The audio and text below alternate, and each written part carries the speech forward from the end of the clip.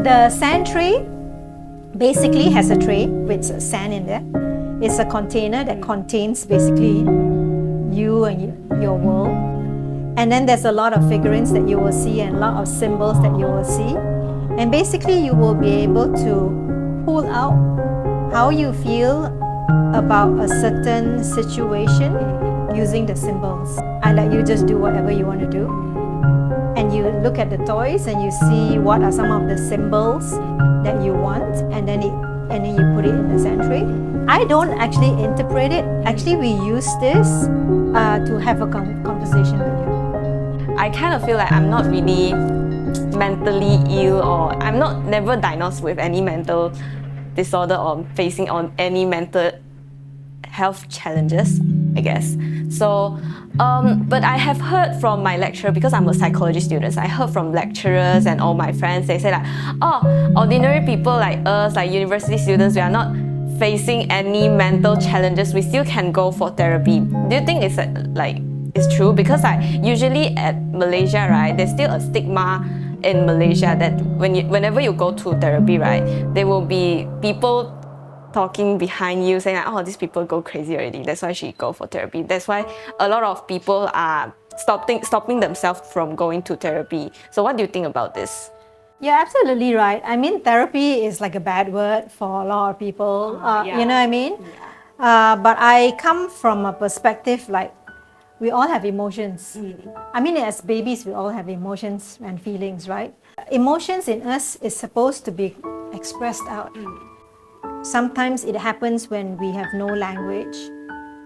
Yeah. Because when we are young, we have no language, any language, but then our bodies feel it. Yeah. If you have a group of friends and you have a very good support system, then you don't need therapy because you have people to express your emotions to, right? But there are certain things or certain events that happen. We want to be able to express those big emotions.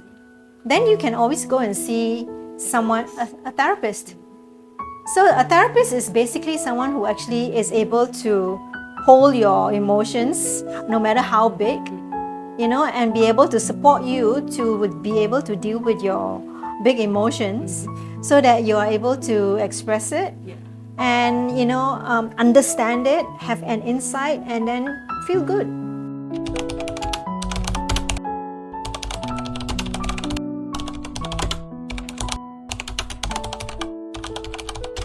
Sand play therapy is a method for implementing non-verbal therapeutic approaches in psychotherapy.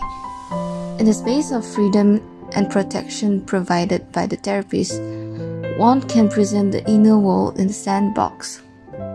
There's no explanation. There's a lot of things that you read, especially when it comes to creative arts, you know, everything that is right brain, you know, art, clay, tactile, sensorial, sand tray.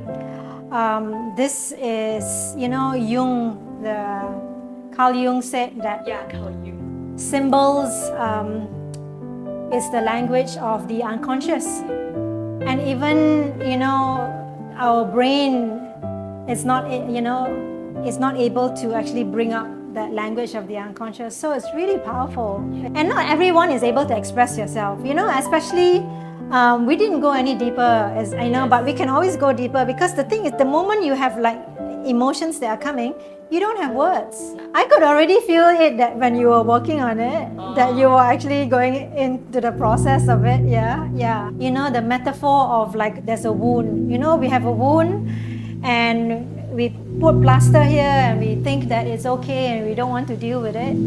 But you know, when someone comes and they touch the wound and you're like, ouch, it still hurts, right? So it's a matter of being able to, you know, take out the plaster, look at the wound, heal it. Once you have a scar, it doesn't hurt.